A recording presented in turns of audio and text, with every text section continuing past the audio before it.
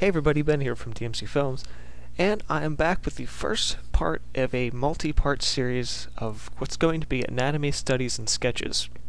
Now, if you've seen my videos before or any live hangouts I've been in, you'll know that I've been pretty much avoiding anatomy my entire life like the plague, because I know I'm absolutely terrible at it. Well, as, you know, a New Year's resolution, or perhaps a goal, is to get better at it, and it's been long overdue for me to sit down and do some real good anatomy studies, just to really help my art improve. And in doing so, to help me keep motivation, I'm going to make videos of each step along the way.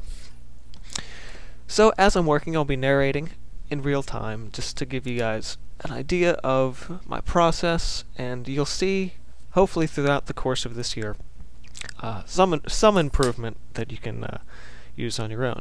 Now, I'll be doing a lot of my work out of a drawing book I have off on the side, which for me is really weird because I don't usually learn anything out of books. I'm a very visual learner, but odds are just be using the pictures out of the book and maybe reading just a tiny little bit out of it just to get something and to work my way around.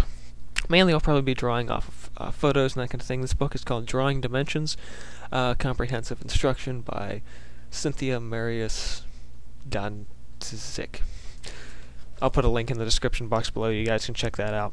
So what I've just started to do, I just dropped down a line on the side. This is going to be a little section for my notes, and it's the only thing I'm going to be using ink for. Everything else is going to be done in graphite. I've got a selection of pencils, some Generals 555, a couple of 6Bs from Faber-Castell, a couple regular sort of number 2 pencils just for sort of my mid-tones, and then a this is some Czech company, I can never read the name, Norador something. It's a 4H, and really good pencil. I've been using these for years. So without further ado, I'm just going to start on the first page. I'm just going to go with something along the lines of just things that I already know about, or things that I already think that I know. And for that, I'm just going to grab my 4H. And from what I can recall, I'm going to start with the sort of the head rule about how high head should be and the person's figure should be. And I've heard anything from 5 to like 6.5, 7. So I'm just going to start with that. 4, 5. So that was one particular rule that I heard. And you know, people tend to give different gauges, like, oh, it's 5, it's 6, it's 7, it's 5.5 to 6. You know, it's I think it's really up to the artist to decide how tall they want the person, but it's general rules for proportions. 4, 5.5. I'm just going to do one of each of them. 1, 2, 3, 4, 5, 6. See, I probably should have been measuring this out. I think I'll do it for my 6.5 and 7s. I'll use my centimeter side for those of you in the metric part of the world. I'll go 6.5. Each of them will be, you know, centimeter measurements, so centimeter heads. 1, 2, 3, 4, 5, 6.5. The way I'll make my heads a little bigger. 2.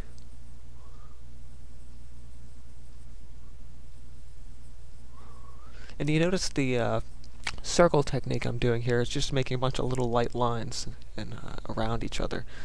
And that was something I actually, you know, did learn in a class. That was, I think, back in high school. I learned to do that, and it was a way to sort of free up your hand.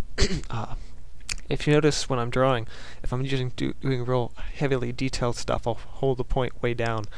But if I'm doing lighter stuff, I'll actually hold the pencil way up, and just to get some very, very light lines. So I think I'll let that be about 6.5, and that'll be the last one I do. So I'm going to take my pen back over here to take notes on it. This will be part 1.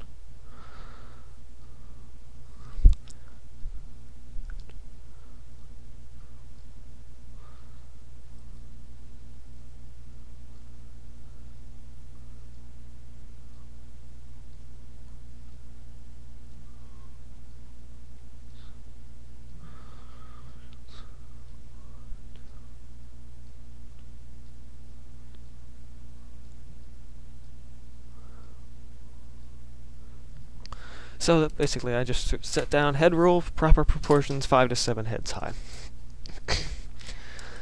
And then the last thing I'm going to do for this page is basic facial structure.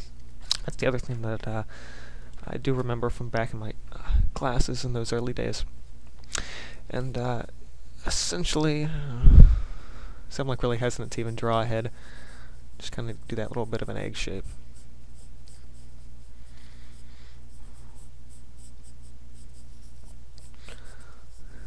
I imagine I'm gonna be looking back on this sometime next year, and it's just gonna be like, oh man, what was I thinking?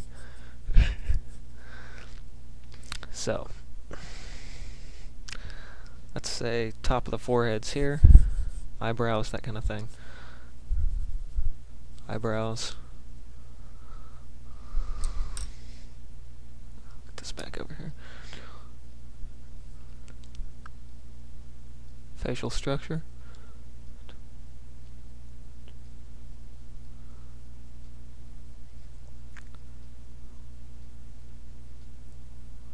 Eyebrows, which subsequently go to the top of the ear.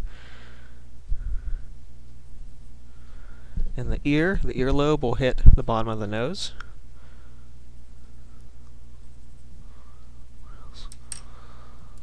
Eyebrows to top of ear. Lobes to bottom of nose. So I'm actually doing this on my own face right now. Center of the eye goes to basically the middle of your ear, the hole in your ear. I didn't want to call it an ear hole, that sounds really weird.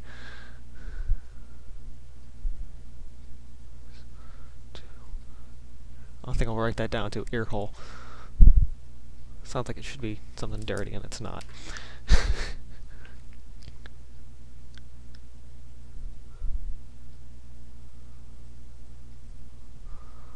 So that to here, and granted these are just proportionally correct figures. You look at, yeah, that's really wrong. I mean, this is to make a face proportionally correct. Granted, there are a few people on Earth that actually fit this standard. Things are always a little bit off, and that's what makes the individual person unique. Center of the nose is the center of the lips. You kind of have that little thing under the nose. And the lips kind of dip in the middle. And then kind of come down the other side, and the bottom is just sort of a curve up. At least last time I checked, I could be wrong. And the corners of the mouth go to the bottom of the center of the eyes. The lips need to come out way out here.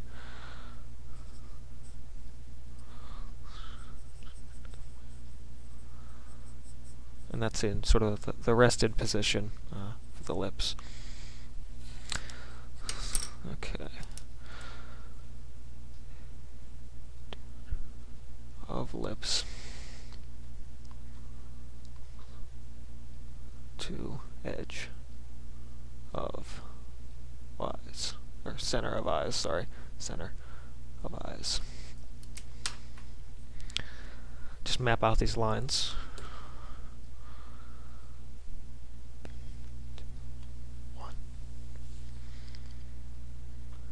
So we map out these lines a little further, just so I'll have something for the page. Have the eyebrows to the ears.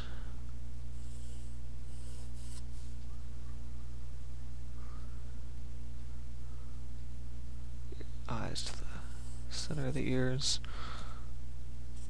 Just point that down to there. Nose to the lobes, which I guess should be a little bit higher, considering where my top of the nose was.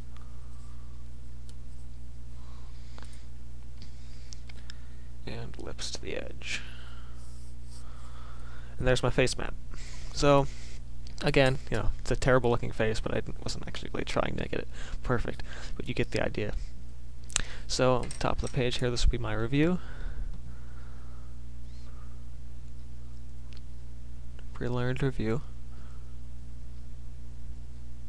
And there's part 1. So, we're going to do another page today. I just flipped through this book and I saw a spinal study, which looks like it's going to be a good first start. So my margin on this side is actually going to be on, or on this page is going to be on the other side, just to kind of keep a nice uniformity to everything. And I'm not, you know, worried these lines are completely level or anything. Actually, I think that looks pretty good. And yeah. I have to get used to that.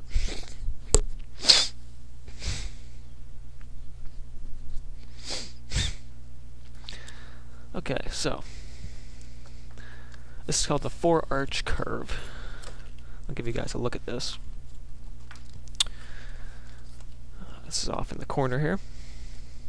Basically, long, short, long, short, short.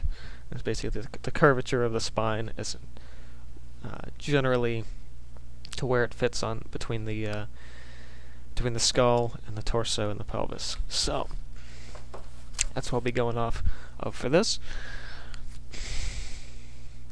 And I like that diagram because it really lets you map things out. So up on the top, 1, 1.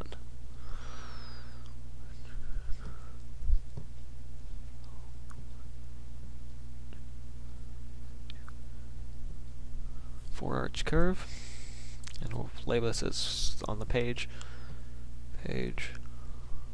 186. Alright. So, I'm actually going to grab my other pencil. Actually, no, not yet, not yet. So we're going to draw this twice, because I'm going to do it with this, with the sort of the skull and torso down here, and then with just that up here. So, I'm going to have this. And this longer curve.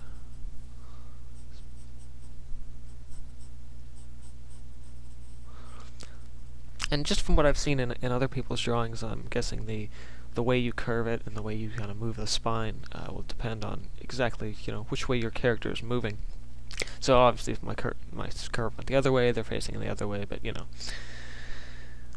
one day at a time here.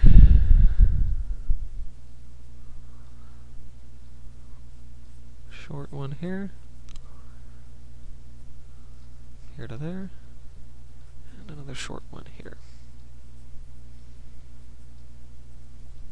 So we'll label this up here, but since we're going in here, we're not going to go in there. We'll do it with this pencil. So short, long,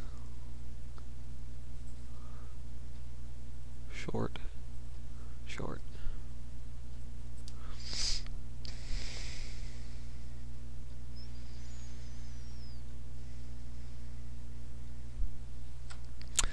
Okay, so we'll do this on the other one, and it gives me other things here. It's saying how curved these sections are. I should have looked at that to begin with, and I totally didn't. But, you know. So, we have the first part, which is nearly straight, and then slightly curved here.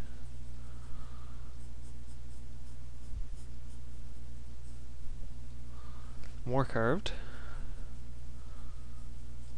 And the most curved. Whoops. Throwing things around now. So we have, label it out now.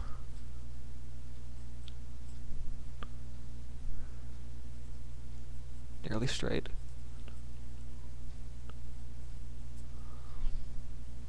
Curved. It just says curved. I'm going to do slightly curved, just so I know a little better.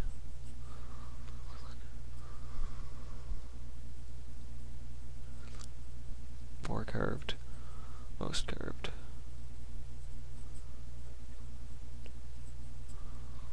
You kind of have this. I'm going to go over this a little bit darker here. And again, these are sketches. They're just, little studies on things. So I'm not being real particular with my line all that much. Things are allowed to be a little more sketchy. So on top of that, we have a skull structure, which there's a picture of a human skull over here, which is sort of anatomically accurate. Basically looks like I think it's an illustration of it, but it looks like a real skull, so it's going to be a good one to practice from. Versus my sort of cartoony skull that's up in my room that's made out of foam. And one thing I've learned to do over the years, which I think is really going to help, is to be able to really just kind of copy anything that I see. So we have our skull.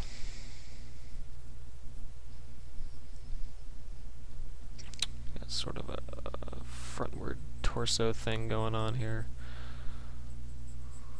And the back doesn't seem to go all the way across, so you kind of get that little bit of a shoulder thing, and sort of a foreshortening perspective kind of thing going on here.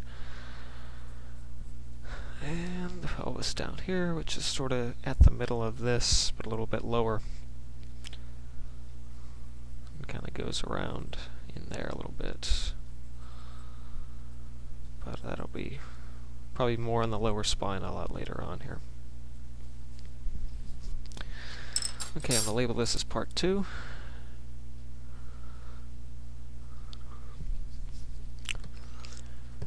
For my notes here, it'll be note positions.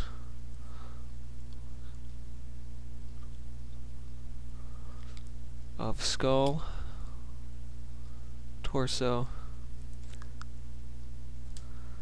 and pelvis. In relation to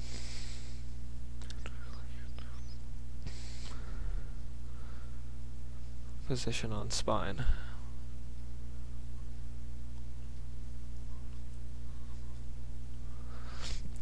Spine, not spin. There we go.